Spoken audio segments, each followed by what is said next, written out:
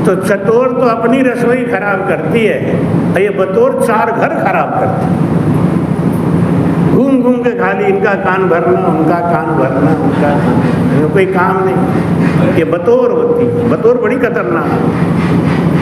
चटोर होगी तो बहुत करेगी तो अपनी रसोई खराब कर देगी, और नहीं। वैसे खाना जो बनाती हैं उनको सबसे अंत में खाना चाहिए। जो खाना बनाते हैं ना, उनको सबसे अंत में खाना चाहिए। यही गृहिणी का लक्षण है। लेकिन अगर चलो चटोर है तो कोई बात नहीं, थोड़ा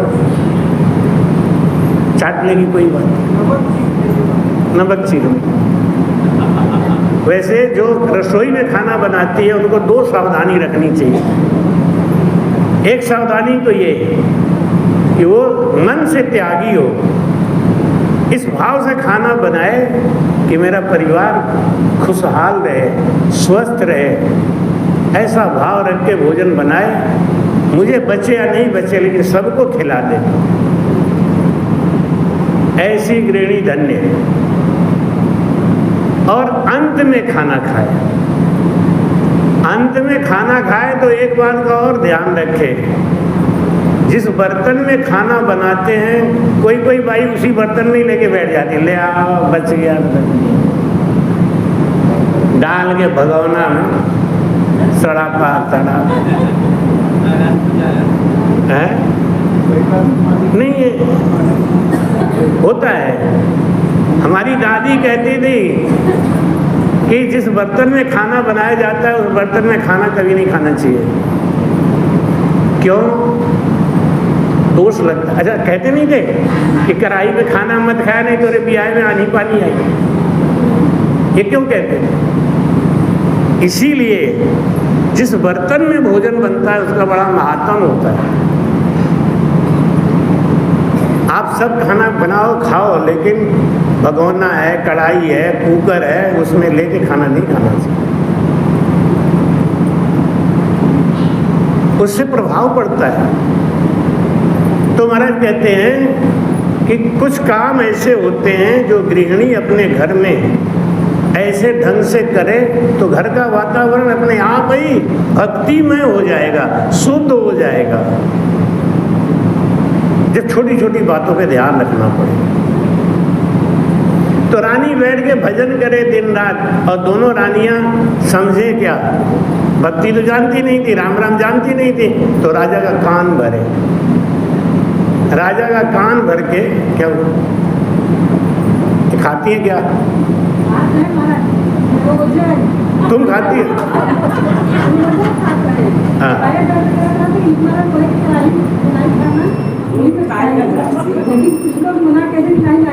नहीं खाना। कहते हैं बोलो राम।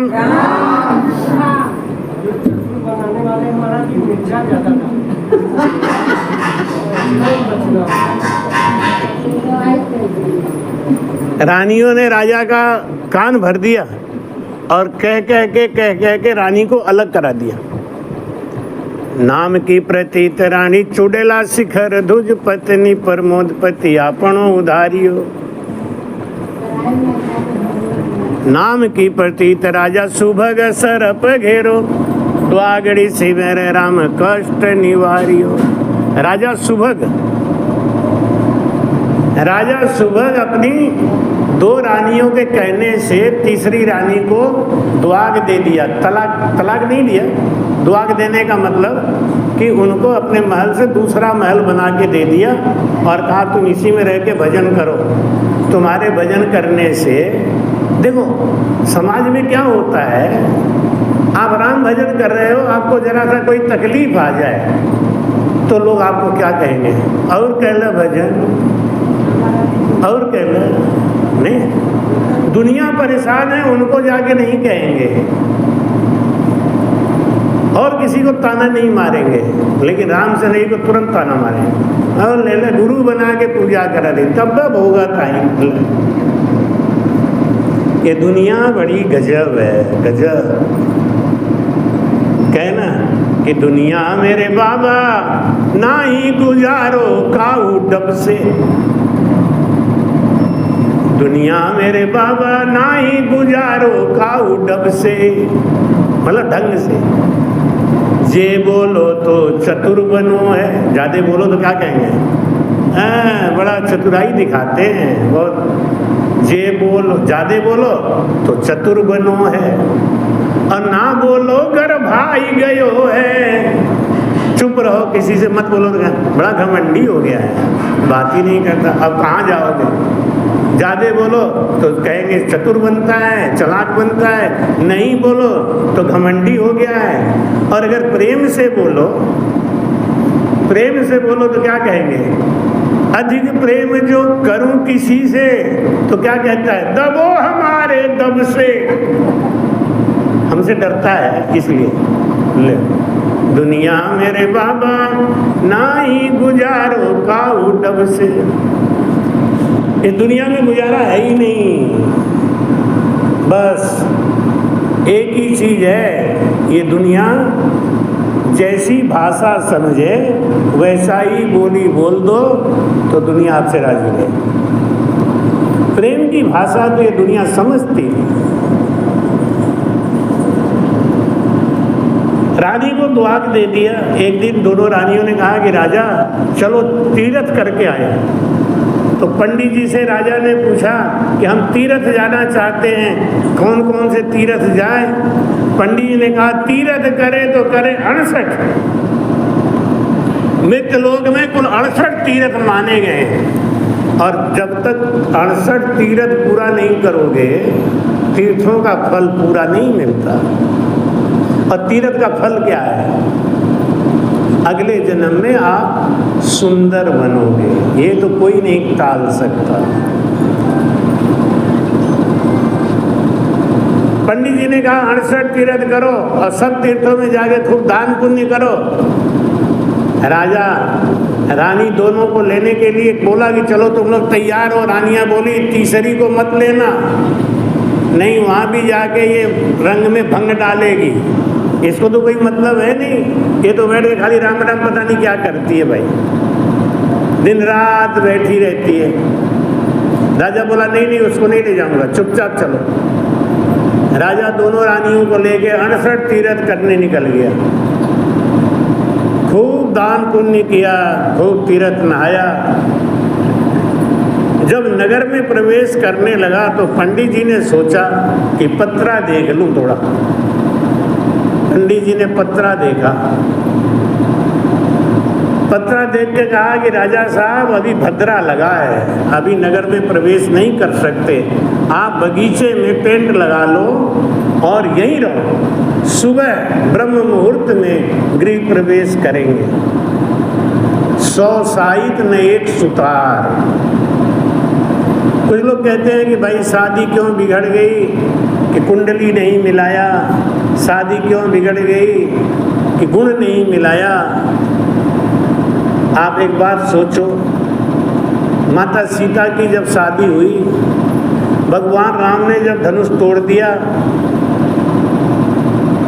तो ब्रह्मा जी के पास खबर गई कि महाराज आप शोध के कोई लगन निकालो जब सीता और राम की शादी हो सके।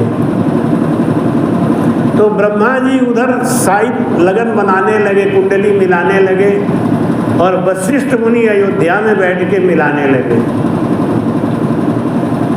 और दोनों की कुंडली जब बन के आई, एक ही तारीख एक ही समय दोनों कुंडली में, राम ही जस बर पाई के सुख सपने नाई, राम ही जस बर पाई के सुख सपने,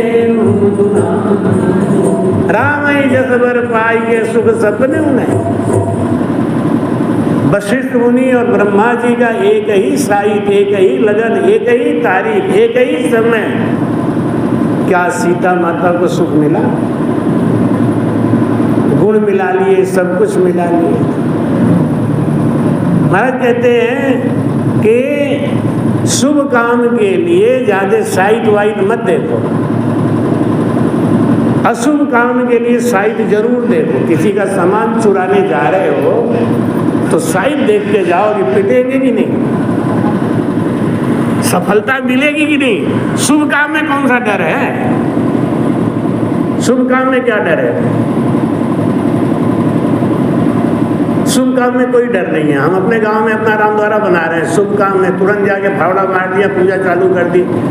अब दुनिया भर के जो गिद्ध जैसे आंख लगाए बैठे थे हमारी जमीन पे कि महाराज तो साधु हो गए, अब इनको तो इससे मतलब है नहीं, तो यहाँ तक हम खाएंगे, यहाँ तक हम खाएंगे।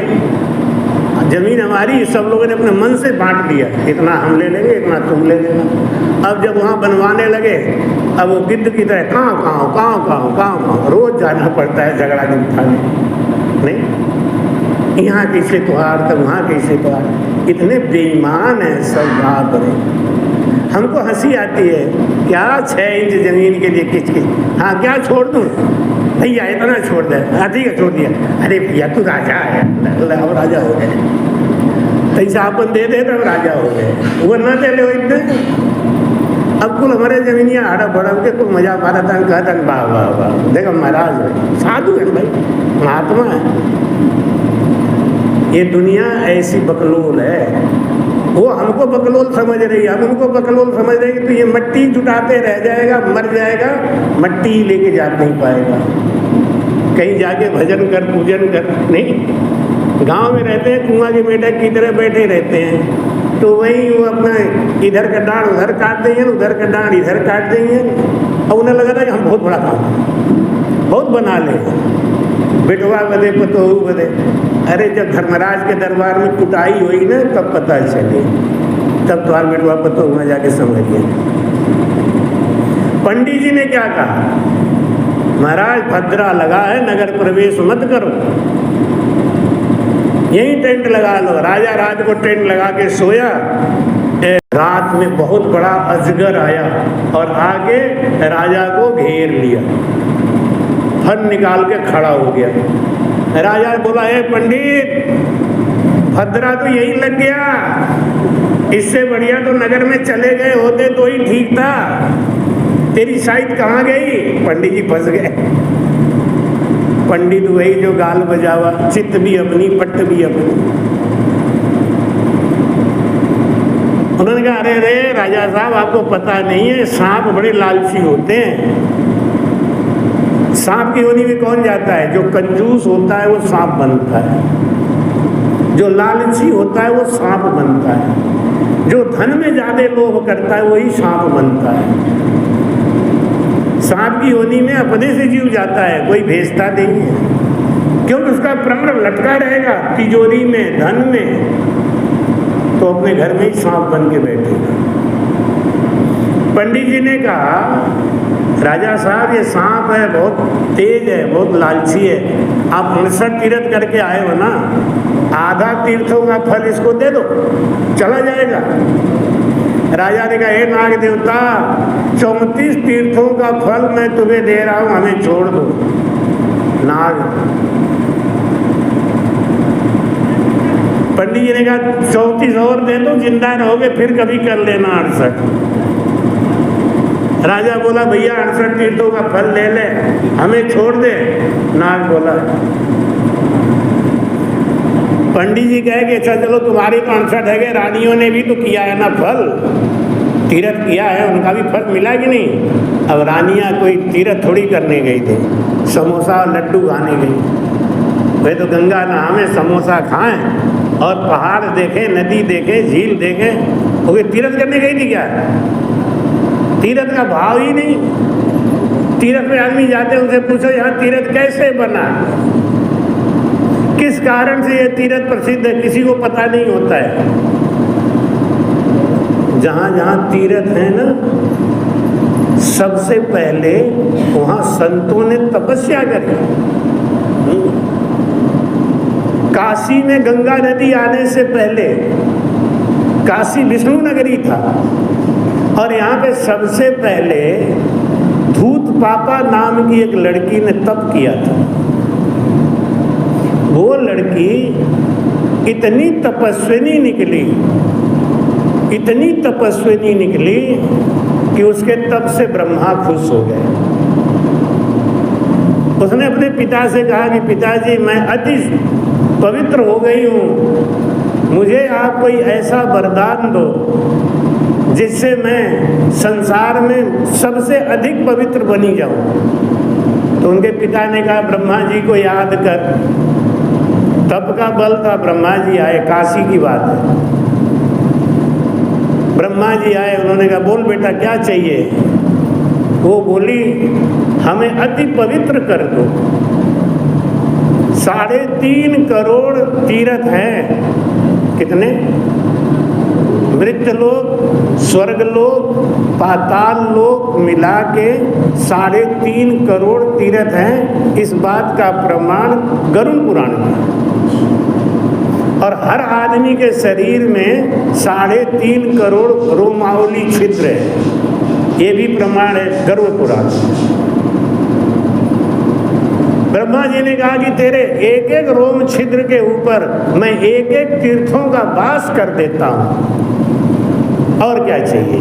3.5 करोड़ तीर्थ तेरे शरीर में डाल देता हूँ, अति पवित्र हो गई।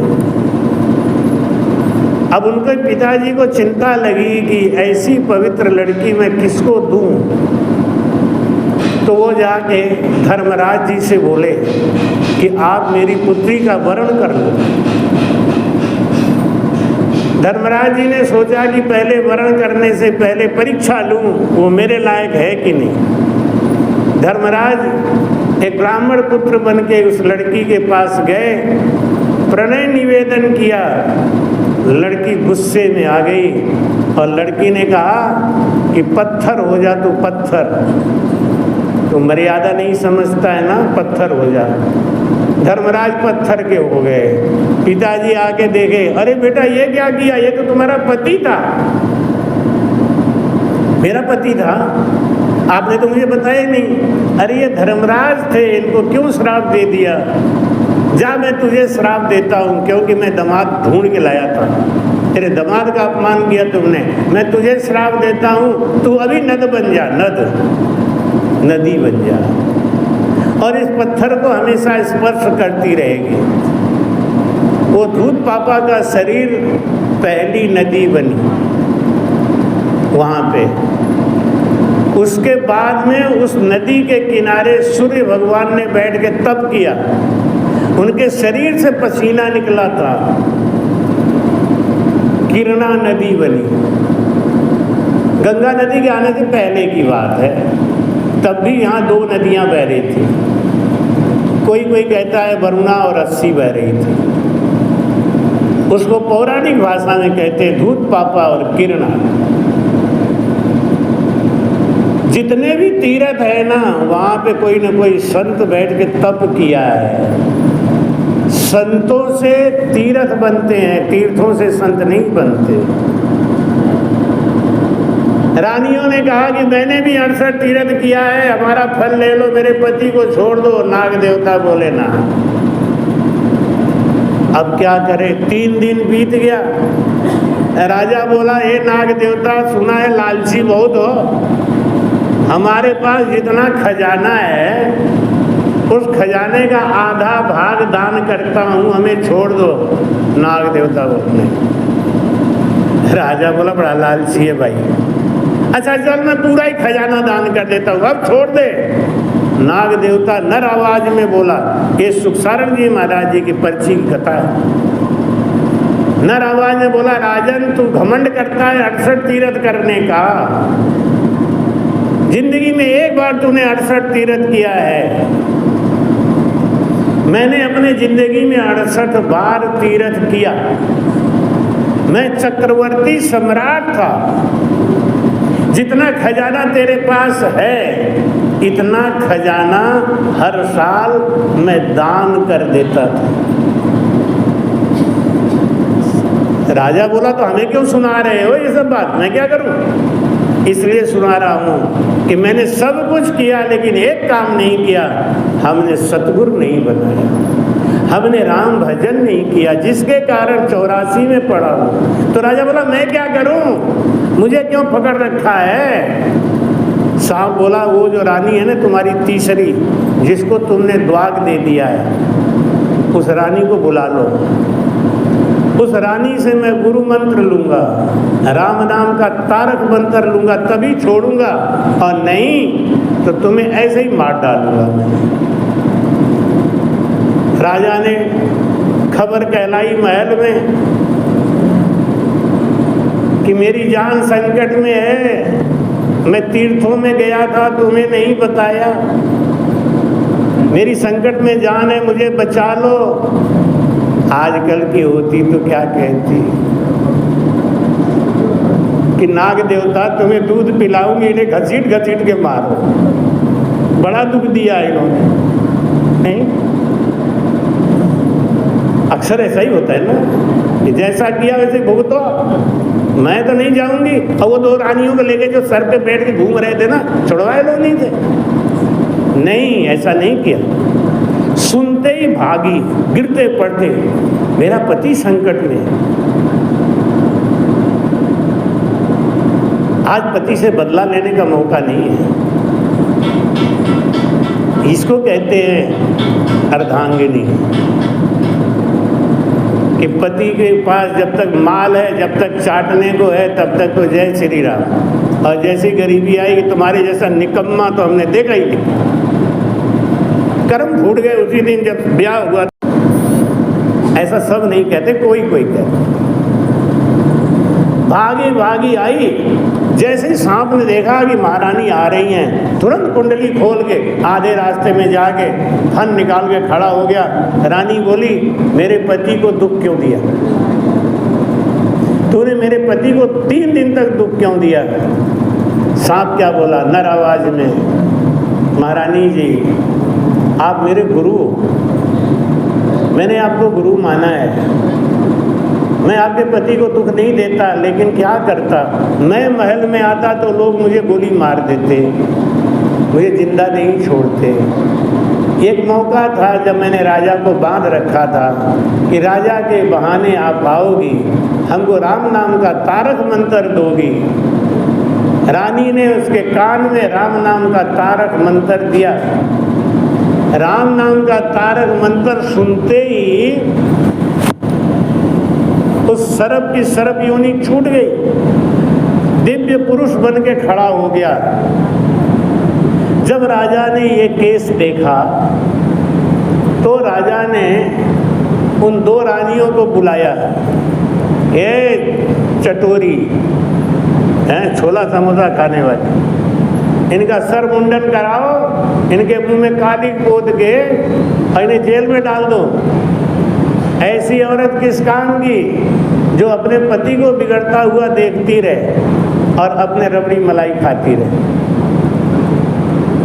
उनको उठा के जेल में डाल दिया। देखो 3 के फंद कट गए, रानी का दुआग कट गया। राजा ने रानी से कहा कि आप मेरी महारानी हो, आप मेरे गुरु समान हो। उसका द्वाग छूट गया, सरप की सरप योनि छूट गई और राजा का कष्ट कट गया। 3 काम हो गए एक राम भजन से।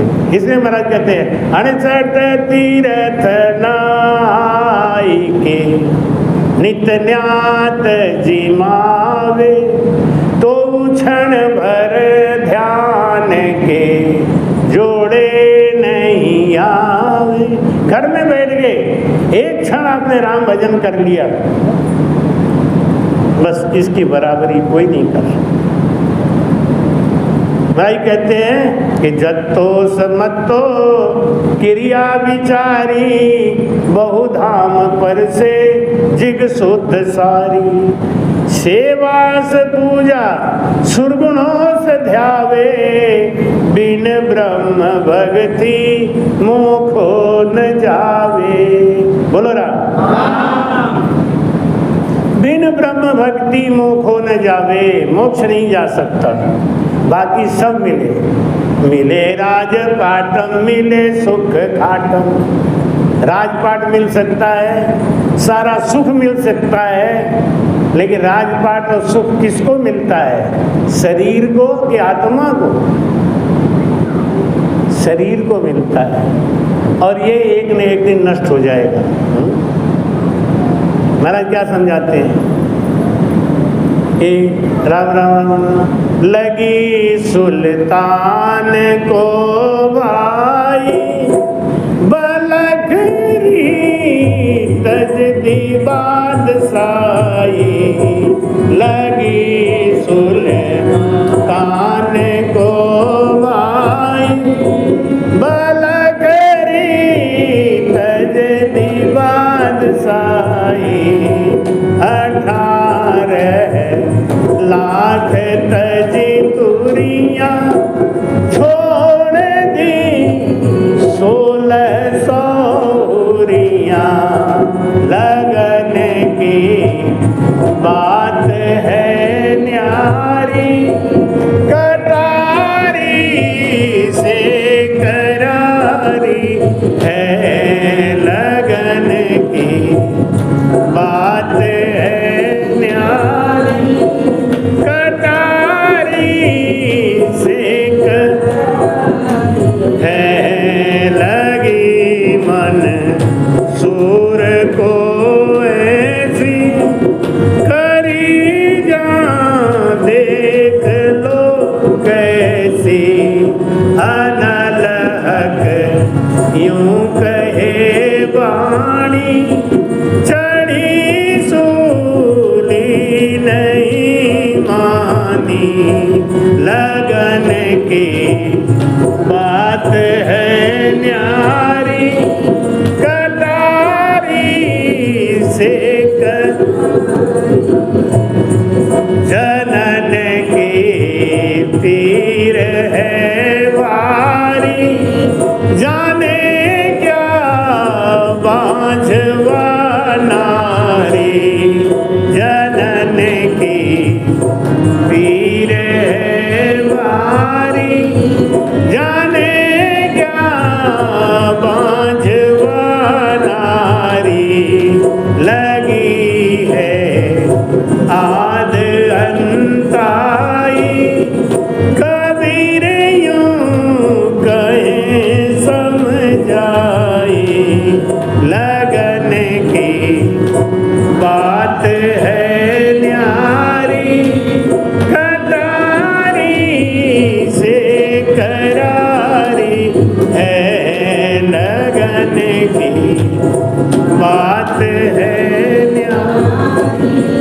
कटारी से करारी। किसी किसी को बात लग जाती है, किसी किसी के ज्ञान का पर्दा खुल जाता है।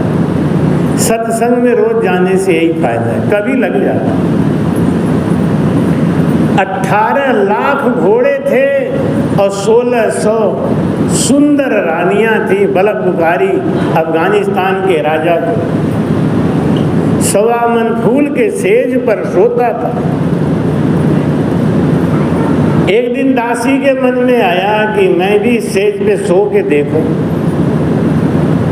दासी उस फूल के सेज पे सोई, इतना अच्छा लगा, नींद आ गई, सो गई। राजा के आने का टाइम हो गया। दरबान आवाज दे रहा था, सावधान, बलक बुखारी के बादशाह पधार रहे हैं। रानी की दूतों की आवाज, दरबानों की आवाज सुन के उस दासी को भागना था, ऐसा आदेश था, लेकिन वो तो सो रही थी, कहाँ भागती। राजा कमरे में आ गया। राजा कमरे में आके देखा, अरे रे रे रे रे रे ये क्या हो रहा है? मेरे बिस्तर पे दासी सो रही है। हंटर उठाया, एक हंटर मारा, दासी बिलबिला के खड़ी हो गई। दूसरा हंटर मारा, रोने लगी। तीसरा हंटर मारा, चीख चीख के रोने लगी। चौथा हंटर मारा, चुप हो गई। 5वां हंटर मारा तो हंसने लगी। राजा बोला, मैंने तुझको 5 हंटर मारा, तू हंस रही है, क्यों हंस रही? दासी क्या बोली, तेरी बुद्धि पे सोची अब तो मरना ही है। राजा तो छोड़ेगा, तो सही बात बोल के मर। क्या बोली? तेरी बुद्धि पे हंस रही हूँ। क्यों? मेरी बुद्धि पे क्यों? उल्टा काम तू करे और बुद्धि मेरी खराब बता रही। अच्छा एक बात बताओ राजन, तुमने मुझे 5 हंटर क्यों मारा? राजा बोला जिस काम के लिए भेजा गया था, तुमको सेज सजाने के लिए भेजा गया था, सेज पे सोने के लिए नहीं। तू तो सोने लगी। दासी बोली यही मैं सोच रही हूँ, तुमको परमात्मा ने इस संसार में राजा बना के क्यों भेजा? प्रजा की रक्षा करो, प्रजा का पालन करो, उनका दुख दर्द दूर करो, उन्हें अन्न धन भरपूर करो, या 1600 रानियों के संग भोग करने के लिए भेजा है? सवा मन फूल के सेज पे सोता है तू। सोच राजा, ये बिस्तर कितना खतरनाक है। 5 मिनट मैं सोई, तू मेरा मालिक है, 5 हंटर मारा तुमने। इस बिस्तर पे तू 50 साल से सो रहा है, तेरा भी कोई मालिक है, वो तुझको कितना मारेगा? बस लगन की बात है न्यारी। बलक बुखारी का बादशाह इब्राहिम अदम अपना पूरा राजशाही भेष उतार के दासी के चरणों में रख दिया। कहा पहली गुरु तो तू ही है हमारी। और अफगानिस्तान से चल के काशी आया कबीर साहब को गुरु बनाने के लिए। कबीर साहब ने देखा ये तो राजा है, अहंकारी है, तो 12 साल सेवा कराई, तब उनको राम नाम का तारक मंत्र दिया। और कबीर साहब ने लिखा कि धिन धिन रे बलख का मीरा, धिन धिन रे बलख का। गुरु जब अपने शिष्य को कह दे कि धन्य है तू, उस शिष्य की कमाई सफल हो गई, उस शिष्य का पुरुषार्थ सफल हो गया। कबीर साहब कहते हैं धिन धिन रे बलख का मीरा, अपने जीव मुगत के खातिर, अपने जीव मुगत के खातिर, राज तज भया फकीरा, धिन धिन रे बलख का मीरा, धिन धिन रे बलख का मीरा। कबीर साहब कहते धन्य है तू। इस तत्व को समझ गया कि सुख सारा शरीर को मिलता है, आत्मा को नहीं। मरता शरीर है, आत्मा नहीं। जन्म लेता है शरीर, आत्मा नहीं। जो इस गहराई को समझ गया वो रसगुल्ला खाने में मजा नहीं लेगा। लिया है, दे रसगुल्ला, दे लड्डू, दे जलेबी, दे छोला, दे खाया खाया चिपटे। ये सब सुख कौन ले रहा है? आत्मा, मन ले रहा है ये सुख। तो किसी किसी को बात लगती है सत्संग की। महाराज जी कहते हैं निगमों सबाणी बहुविध बोले, कह सुख ऐसी त्रिलोक तोले, अर्थाज ग्रंथो वार न पारा, बिन ब्रह्म भक्ति मोखो न द्वारा। बोलो राम। महाराज कहते हैं चारों वेद याद हो जाए, 6 पुराण याद हो जाए, 18 पुराण, 4 वेद, 6 शास्त्र सब याद हो जाए, कंठस्थ हो जाए, एक भजन नहीं जानता उसका जीवन व्यर्थ। क्यों? महाराज कहते सब विध हद के माई रे राम, सब विध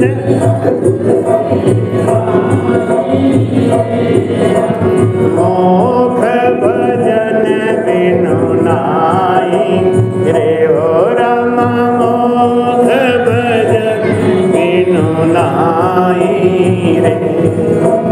सब विध हद के माई रे राम, सब विध हद के माई रे।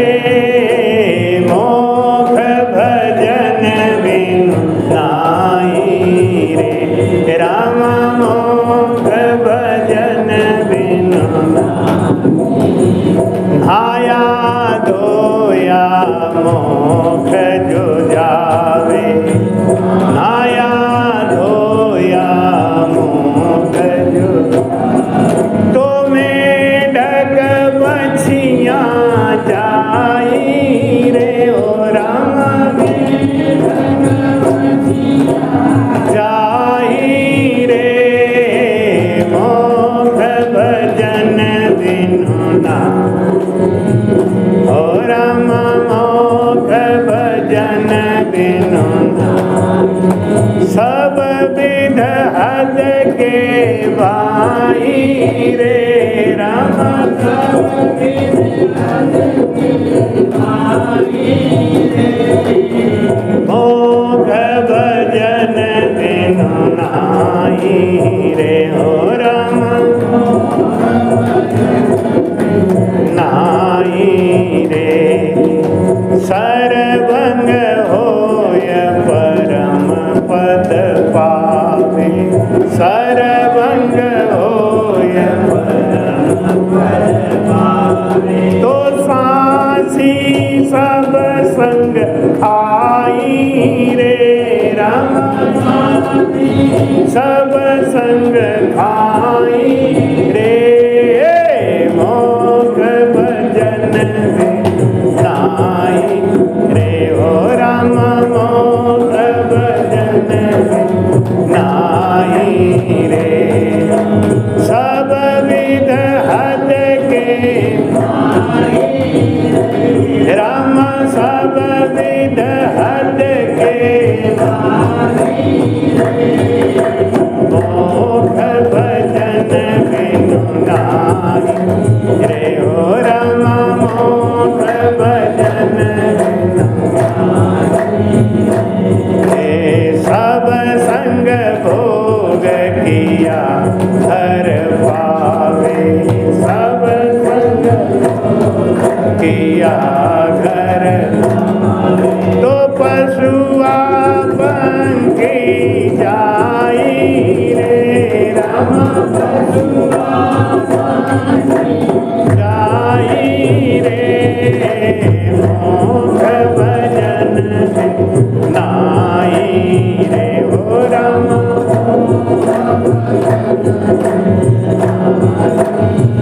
लक्षण मत मोख जो, लक्षण मत मोख जो, तो मानव बिन सब जाई रे राम, बिन सब जाई रे, मोख भजन बिनु नाई रे राम, मोख भजन बिनु नाई, सब विध हद के पाई रे राम, सब विध हद के पाई रे, मोख भजन बिनु रे ओ राम, मोख भजन बिनु,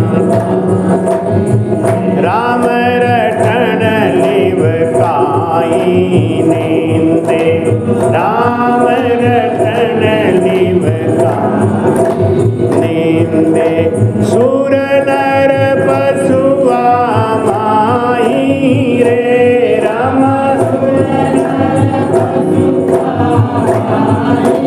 रे राम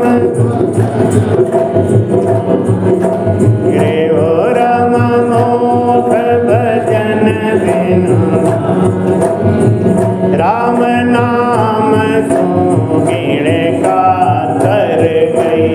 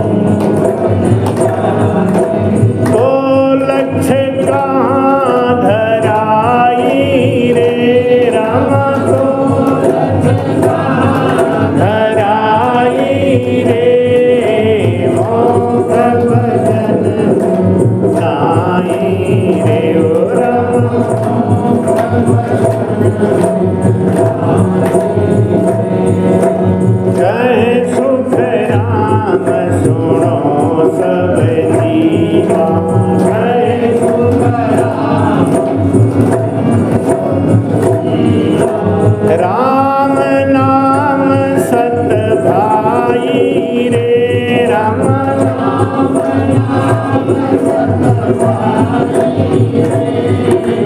मोख भजन बिनु नाई रे ओ राम रे। बोल राम। महाराज कहते हैं कि संसार में कोई भी भक्ति करो उसका फल तो मिलेगा। कोई भी भक्ति करो बिना फल का कोई भक्ति नहीं है, सब में फल है। एक फल मिलता है हद के अंदर। हद के अंदर मतलब हद में मिलता है, स्वर्ग है, पाताल लोक है, प्रेत लोक है, पितर लोक है। इन लोकों में जन्म मिलता है, वहाँ पे जाके रहते हैं। हद की भक्ति। और एक है बेहद की भक्ति। वो शिवलोक है, वैकुंठ लोक है, ब्रह्म लोक है, शक्ति लोक है, ज्योति लोक है, अजर लोक है। बेहद की भक्ति। महाराज कहते हैं कि तीसरा और है तो अगम देश की भक्ति। हद बेहद के परे अगम देश की भक्ति, वो बिना भजन के नहीं होती। मिले राज पाटम मिले सुख घाटम, राजा बन सकते हो, बहुत सुख मिल सकता है, खूब खाने को मिल सकता है, दास दासियाँ मिल सकती हैं, अगला जन्म धर के आपको सब कुछ मिलेगा, लेकिन गर्भवास का कष्ट नहीं कटेगा। गर्भ में आना ही पड़ेगा, 9 महीना उल्टा लटकना ही पड़ेगा, और मरते समय जो भी दुख तकलीफ है वो झेलना ही पड़ेगा। आप क्या सोचते हैं ये हमारे योगी जी, मोदी जी, ये सब कितना सुखी है ना, कितना टेंशन है। एक एक जनता का एक विरोधी आपका पड़ोसी हो जाता है तो आपको चैन नहीं पड़ता। उनके तो 30 करोड़ विरोधी हैं। 30 करोड़ क्यों, ज़्यादा ही हो गए, 45-40 करोड़ के ऊपर ही हो गए। क्यों, हिंदू भी तो है ना 15-20 करोड़, वो भी तो उनके विरोधी हैं। जिन हिंदुओं के लिए वो करते हैं वो भी उनके विरोधी हैं बाहर। क्या मजाकबाजी है। एक आदमी की बात तो उनको टेंशन कितना होगा, उनको सुख होगा क्या, उनको चैन होगा? चैन उनको भी नहीं है। सब विद हद के माहिरे मोख भजन बिन। इसलिए महाराज कहते हैं जब नर्तन मिला ही है, मौका मिला ही है, तो अच्छा काम करो ना, पूरा काम करो। पूरा गुरु मिलिया साची सूझ पाई, रटो राम नाम आछी बिरिया आई।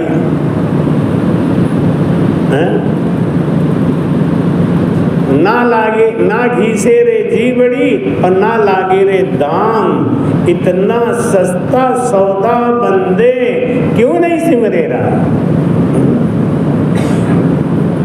राम भजन में कोई खर्चा हो रहा है क्या? कोई किस्ती है जीव क्या?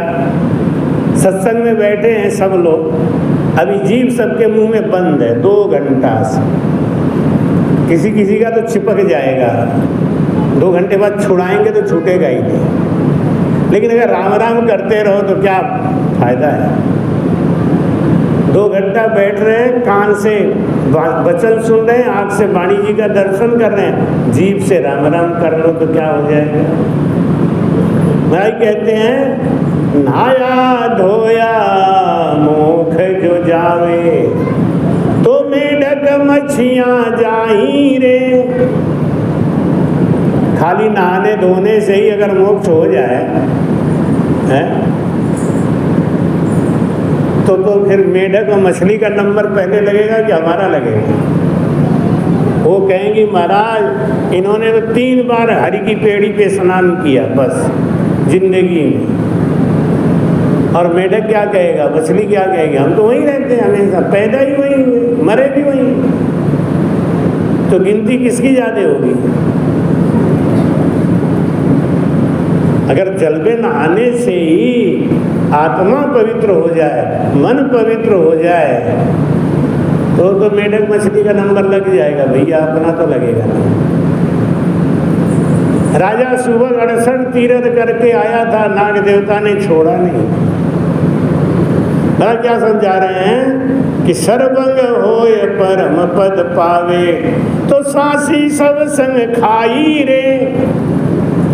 सांसिया जात होती है ना, समझ ही रहे होंगे, वही एक कढ़ाई में सब्जी बना देते हैं, रोटी एक जगह बनती है, अपनी अपनी रोटी लाते हैं, कढ़ाई में खाते हैं, पेट भर गया तो चले गए। वो क्या कहते हैं, सब में भगवान एक ही है, सब में भगवान एक ही है, तो सबका जूठा खाने में बुराई नहीं है। महाराज कहते हैं कि सबका जूठा खाने से मोक्ष अगर हो जाता तो सांसिया जाति सबके सब मोक्ष चली जाए। दूसरी बात क्या समझा रहे महाराज जी, सर्वंग होय परम पद पावे, सांसी साटे सब खाई रे, और सर्वंग भोग किया जब पावे, तो पशु पक्षी सब जाई रे। गुरु चेले का पैर छूता है, चेला गुरु का पैर छूता है, क्या कहते हैं, ये भी भगवान है, ये भी भगवान है, ले तो कुत्ते का भी पैर छू लो, वो भी भगवान है। सुअरिया कौन सी बुरी है, नहीं, उसका भी पैर छू लो, वो भी भगवान है। घट घट में साईं बसे, खाली घट नहीं कोई। परमात्मा तो सब में है, लेकिन बलिहारी ता घट की, जा घट प्रगट होए। जिसके घट में प्रगट हो गया है, उसका चरण बंदा से पाप झड़ते है, भागे भरम अधियारा। उसका चरण छूने से हमारा भरम नष्ट होता है, हमारा कर्म नष्ट होता है। तो महाराज कहते हैं, लक्षण मत सुमुख पहुँचे, लक्षण मत सु। हमारे गुरुजी दाढ़ी रखते थे, हम भी दाढ़ी रखेंगे। हमारे गुरुजी पगड़ी बांधते थे, हम भी पगड़ी बांधेंगे। हमारे गुरुजी तलवार लेके चलते थे, हम भी तलवार लेके चलेंगे। अरे हमारे गुरुजी भजन करते थे, ये वाला कोई नहीं पकड़ता, नहीं। एक आदमी बेहोश होके गिर गया तो लोग कहेंगे इसको जूता सुंघाओ, जूता सुंघाओ। कोई कहे नहीं नहीं, इसके मुंह में पानी डालो, पानी डालो। एक लड़की बोली, इनके मुंह में जलेबी डाल दो। अब सब अपनी अपनी हाँक रहे, लड़की की कोई सुने ही नहीं। जो बेहोश पड़ा हुआ था आदमी, उसने सोचा हो सकता है किसी की बात, किसी के कान में लड़की की बात पड़ जाए तो जलेबी खाने को मिल ही जाए। तो बेहोश पड़े रहने का नाटक करता रहा बेचारा। सब अरे जूता सुना, पानी डालो, और लड़की उछल गई, जलेबी डाल दो, जलेबी डाल दो। बहुत देर हो गई, अब कब तक बेहोश पड़ा रहेगा बेचारा। वो बोला सुनो, अपनी अपनी हाँक रहे हो, वो लड़की कुछ बोल रही है, उसकी भी सुन लो थोड़ा, क्या कह रही है। महाराज समझाते हैं कि इस संसार में अपनी अपनी सब हाँक रहे हैं। कोई भेष पहन रहा है, कोई टाट का बोरा पहन रहा है, कोई मुकुट लगा रहा है, कोई टोपी पहन रहा है। इससे क्या मोक्ष जाओगे क्या? लक्षण मत सुमोख जो पहुँचे, तो मानो बिन सब जाई रे। आदमी में क्या लक्षण है, पशुओं में देख लो क्या क्या लक्षण है। पक्षी भी होता है, सूर्यास्त के बाद भोजन नहीं करता। पक्षी भी सूर्यास्त के बाद भोजन नहीं करता, करता है। आदमी आधी रात को भोजन करता है। एक बार बादशाह बोले बीरबल से, बीरबल तंबाकू खाते थे, ब्राह्मण थे ना, और यहाँ के पूर्वी उत्तर प्रदेश के ब्राह्मण तो जय श्री राम है ही है। तंबाकू खाएं, मतलब क्या नहीं खाएं, वो वाली बात। तो बीरबल तंबाकू खाते थे। तो एक दिन तंबाकू खेत में गधा घुस गया। तंबाकू खेत में गधा घुस गया तो घास खा रहा था, तंबाकू नहीं खा रहा था। तो बादशाह बीरबल से बोले, बीरबल देख, गधा तंबाकू नहीं खाता। कहने का भाव उनका ये था कि तू गधे से भी खराब है। तू तम्बाकू खाता है, गधा तम्बाकू नहीं खा रहा है। बीरबल तो हाजिर जवाब दे ना। तुरंत बोले, बादशाह बिल्कुल सही कह रहे हो, गधे तम्बाकू नहीं खाते। तुरंत पलट दिया, बादशाह के ऊपर ही कह दिया कि गधे तम्बाकू नहीं खाते, मैं तुम गधा हो। भाई कहते हैं कि लक्षण मत सु मोग पहुंचे तो मानो बिन सब जाई रे। मैना से मीठी बोली किसी की नहीं है, और नागिन से ज्यादा निर्मोही कोई नहीं है। लोग कहते हैं किसी से मोह मत करो, कुछ ये मत करो, सब छोड़ दो, मोक्ष हो जाएगा। निर्मोही होने से मोक्ष नहीं होगा। नागिन से बड़ी निर्मोही तो कोई है ही नहीं। नागिन क्या करती है, अपने अंडे देती है, उसको कुंडली मार के बैठ जाती है, अपने अंडों को कुंडली के बीच में रख लेती है और एक एक अंडा फूटता जाता है, उसको खाती जाती है, अपने बच्चों को ही खाती है। नागिन से बड़ी निर्मोही कौन? निर्मोही बनने से अगर मोक्ष होगा तो नागिन जाएगी पहले, आप नहीं जाओगे, अपने ही बच्चों को खा जाते हैं। ये जो नाग बच्चे हुए दिखते हैं ना, वो एक संग अगर 4-5 अंडे फूट गए तो वो निकल के कुंडली के बाहर चले जाते हैं। एक आध कोई बाहर निकल गया, जो बाहर चला जाता है उसको नाग नहीं खाता, नागिन खाती नहीं, छोड़ दो। ऐसे ही यमराज जीवों को बना के कुंडली मार के यमराज बैठा हुआ है, एक एक को खा रहा है, एक एक को खा रहा है। लेकिन अगर कोई सद्गुरु की शरणागति ले लिया, भजन ले लिया, वो उसके कुंडली से बाहर चला गया तो उसको यमराज छोड़ भी देता है। तो महाराज कहते हैं कि राम रटन लिव काई निंदे, सुर नर पशुआ माही रे, मोख भजन बिनु नाई रे। देवता भी राम भजन करने वाले की निंदा नहीं करते, पशु भी राम भजन करने वाले की निंदा नहीं करते, पक्षी भी।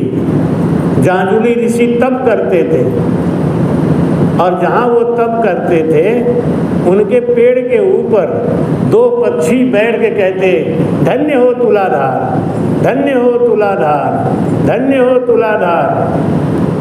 जांजुली ऋषि को गुस्सा आई, गुस्से में देखा दोनों पक्षी भस्म और कर ले तुलाधार, मैंने इतना बड़ा तप किया, मेरा नाम ही नहीं ले रहे, और यहाँ पे बोल रहे धन्य हो तुलाधार। जांजुली ऋषि खोजते खोजते तुलाधार का घर काशी में था, काशी के वैश्य थे, बनिया थे, और परचूनी की दुकान चलाते थे। खोजते खोजते तुलाधार के घर पहुँचे, देखा उनके दुकान पे भीड़ लगी हुई है और तुलाधार तौल तौल के आटा चावल दाल दे रहे हैं। जांजुली ऋषि ने कहा, हे भगवान, मैं तपस्या करते करते जंगल में मर रहा हूँ, ये घर में बैठा बैठा आटा चावल दाल तौल रहा है और इसकी महिमा पक्षी गा रहे हैं। तुलाधार को गुस्से में बोला, हे तुलाधार, मैं आया हूँ, मेरा स्वागत नहीं कर रहे हो, मैं कौन हूँ तुम जानते हो? तुलाधार बोले, आप संत हैं, लेकिन हमारे दुकान पे इस समय गृहस्थियों की लाइन लगी है, किसी के घर में आटा नहीं है, किसी के घर में चावल नहीं है, किसी के बच्चे भूखे हैं, किसी घर में नमक नहीं है, पहले इनको निपटा लूँ। आपके कौन से बाली बच्चे रो रहे हैं, आप बैठो, थोड़ा बात करते हैं आपसे। जांजुली ऋषि बोला, मेरा अपमान। जांजुली ऋषि बोले, तुम मुझे जानते नहीं, मैं कौन हूँ? तुलाधार बोले, मैं भी पक्षी नहीं हूँ। आप एक बात ध्यान रखो, मैं भी पक्षी नहीं हूँ। जांजुली ऋषि ने कहा, हे भगवान, ये घटना तो जंगल में हुई थी और वहाँ हमारे अलावा कोई तीसरा नहीं था, इनको कैसे पता चल गया? राना अवध ज्ञान प्रकाशे, जान लिवी राजन की आसे। राम भजन करते करते हमारे अंदर 6वीं कला पैदा होती है, उसको बोलते हैं अवध ज्ञान। वो भजन करने से आता है और किसी से नहीं आता।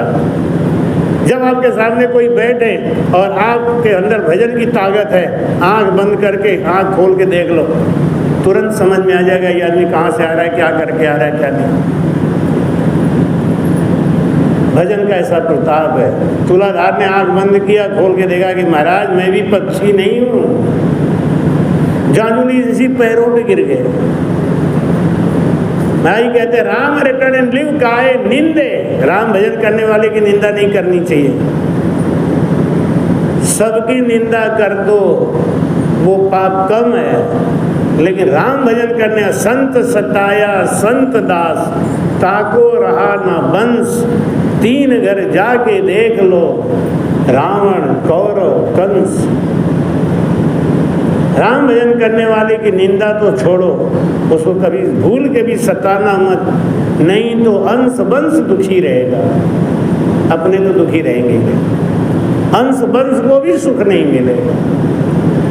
इसलिए महाराज कहते हैं राम नाम सुन गणिका तर गई, विषय वास तन माही रे, अमोख भजन बिनु नाई रे। सीधी सी बात है, जप करो, तप करो, तीर्थ करो, व्रत करो, सबका फल मिलेगा। कोई चीज खराब नहीं है, पहली बात तो ये ध्यान रखो। सब अपनी जगह ठीक है। अरे हाई स्कूल तक पढ़े हो तो खराब है क्या? चपरासी तो बनी जाओगे, और चपरासी की भी नौकरी मिल गई तो 10-15 हज़ार रुपया कहीं गया है क्या? तो खराब थोड़ी है। तो पढ़ाई कोई खराब है क्या? लेकिन IAS बनना, कलेक्टर बनना, ये सबके बस की बात। ऐसे ही भक्ति सब ठीक है, जैसी करोगे वैसी नौकरी मिलेगी, वैसी तनख्वाह मिलेगा, उसी में गुजारा करो। लेकिन अगर चाहते हो कि आगे पीछे 4 नौकर घूमे, सुख सुविधा रहे, तो बड़ी पढ़ाई करनी पड़ेगी। इसीलिए महाराज कहते हैं राम नाम सु गिड़का तर गई, विषवास तन माही रे, मोख भजन बिनु नाई रे। वेश्या थी, अकेले रहती थी। रात को जब सब ग्राहक चले जाते, नाच गाना खत्म हो जाता, तो अकेले सोती, समय पास नहीं होता था। अपने कर्म को कोसती कि कौन सा ऐसा कर्म किया, हमको ऐसी योनि मिली, ऐसा काम मिला। एक दिन बाजार गई थी, एक दुकान पे एक तोता लटका हुआ था। तोता जब भी दुकान के अंदर कोई जाता तो तोता बोलता राम राम राम राम। अरे वेश्या ने सोचा ये कितना साफ साफ राम राम बोल रहा है, इसको मैं ले लूं अगर, तो कम से कम ये राम राम तो करेगा, हमारे कान में राम राम सुनाएगा। दुकानदार से बोली कि भैया ये तोता कितने में बेचोगे? दुकानदार बोला कि नहीं, इसको बेचूंगा नहीं। नहीं हमको तो ये तोता चाहिए। कि नहीं भाई जी मैं नहीं बेच सकता, एक संत ने हमको दिया है। ये तोता एक संत के पास रहता था, संत ने इसको राम राम कहना सिखा दिया है। अब इसको मैंने 500 रुपये में लिया है, अपने दुकान पे टांग दिया हूँ। कोई भी ग्राहक आता है तो ये उसको राम राम करके स्वागत करता है। वेश्या ने कहा मैं 5,000 दूंगी। कहते हैं ना कि हर चीज़ बिकने वाली है, कीमत लगाने वाला होना चाहिए। 5,000 का नाम सुनते ही तुरंत उठा के पिंजरा पकड़ा दिया, ले जा। अब वो वेश्याबाई ले आई। अपना रात को जब सोती तो कहती मिट्ठू राम राम, तोता बोलता राम राम, वेश्या बोलती राम राम, वो भी बोलता राम राम राम राम राम राम राम राम। ऐसे करते करते सो जाता। मैं गुरु मंत्र देता हूँ तो एक बात जरूर बोलता हूँ, सोने से पहले भजन जरूर करो, और जब सो के उठो तब भजन जरूर करो। दिन भर मौका मिले करो, चाहे मत करो, कोई बात नहीं। 2 टाइम भजन जरूर करना चाहिए। जब आप सब काम निपटा दिए, अब सोने जा रहे हैं, बैठ जाओ अपने उसी आसन पे, कोई जरूरी नहीं है कि आसन लगाओ कि अपने बिस्तर पे ही बैठ गए।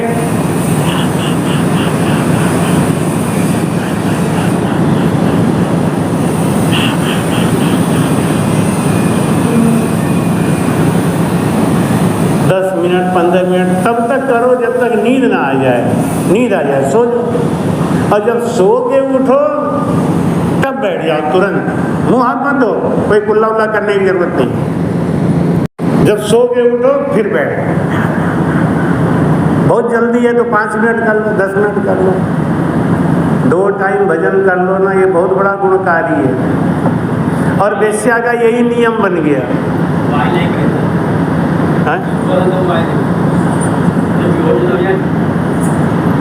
सोते सोते मोबाइल और जगते जगते मोबाइल। हाँ, किसी को तो इतनी जोर से नहीं जाती, हाथ से मोबाइल गिर के टूट भी जाए।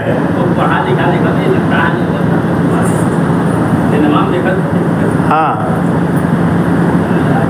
वेश्या का नियम बन गया।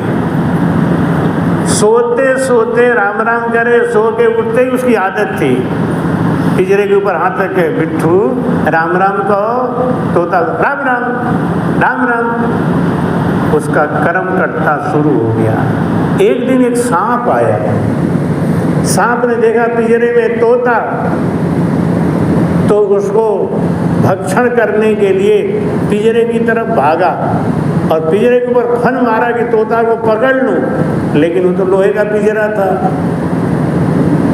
सांप को नाक पे चोट लगी, गुस्सा हो गया वो, फिर दोबारा फन मारा, फिर चोट लग गई, अब तोता फड़फड़ा है। वेश्या की नींद खुल गई। उसने कहा आज मिट्ठू हमारा जाग क्यों रहा है? ऊपर से ही हाथ मार के बोली, मिट्ठू राम राम कह बेटा, राम राम कह मिट्ठू, राम राम कह। सांप ने समझा कि हमको पकड़ने आ रहे, गुस्से में तो था ही, नाक पे 2 बार चोट लग चुकी थी। उसने गुस्से में आके वेश्याबाई का अंगूठा पकड़ लिया, पूरा जहर उतार दिया, वेश्या का शरीर फट गया। स्वर्ग लोक से विमान आया, उसमें बैठ के गई। तो महाराज यहाँ लिखते हैं कि ऐसा कौन सा कर्म किया, राम नाम सुन गिणका, गिणका माने वेश्या, गिणका तर गई। कौन सा उसने भक्ति किया, भजन किया? विषय वास तन माही रे, अमोघ भजन बिनु नाई रे। राम राम अंत में कहा तो उसका मोक्ष हो गया।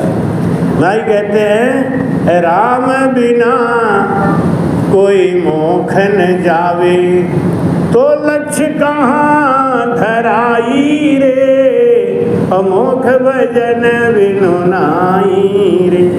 अगर व्रत करने से, उपवास करने से कोई मोक्ष जा सकता है तो दुनिया में ऐसे आदमी हैं जिनको दोनों टाइम की रोटी नहीं मिल पाती, एक टाइम भूखे ही रहते हैं, तो वो भी तो व्रतवास ही है उनका। वो क्या मोक्ष जाएंगे क्या? खाली पेट रख लेने से मोक्ष जाओगे क्या? महाराज जी कहते हैं अगर ऐसा ही होता, इतना ही सरल होता तो दुनिया मोक्ष चली जाती। मोक्ष जाना अलग बात है, फल पाना अलग बात है। कै सुख राम सुनो सब जीवा, राम नाम सत भाई रे, मोख भजन बिनु नाई रे। राम नाम सत भाई रे, यही सत्य है, जीवन का यही आखिरी सत्य है। क्या? राम नाम ही साथ जाएगा, राम नाम की कमाई साथ में जाएगी।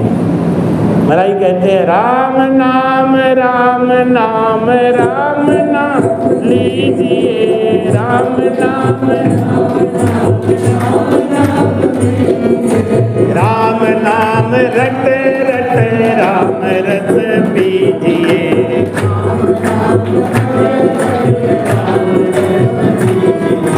राम नाम रट रट राम रस पीजिए।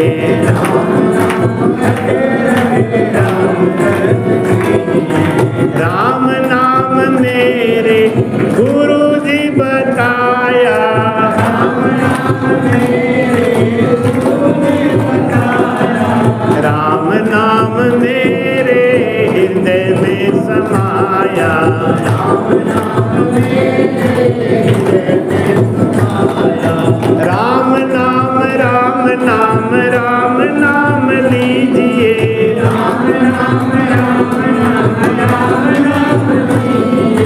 राम नाम रटे रटे राम रस पीजिए।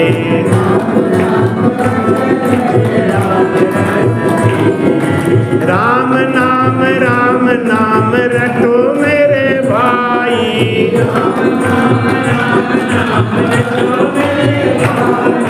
राम नाम रटो मेरे भाई।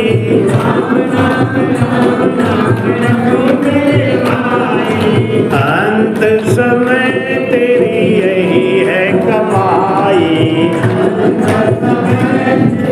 यही है कमाई। राम नाम लीजिए।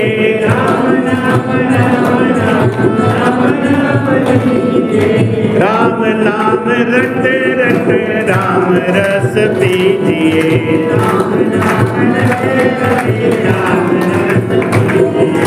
मुख में हो राम नाम संत सेवा हाथ में।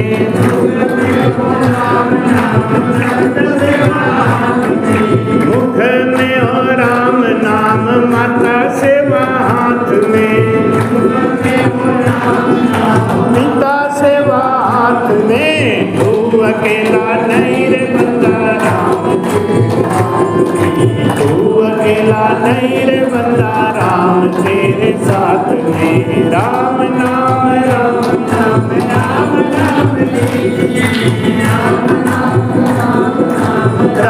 नाम लीजिए। राम नाम रटे रटे राम रस पीजिए।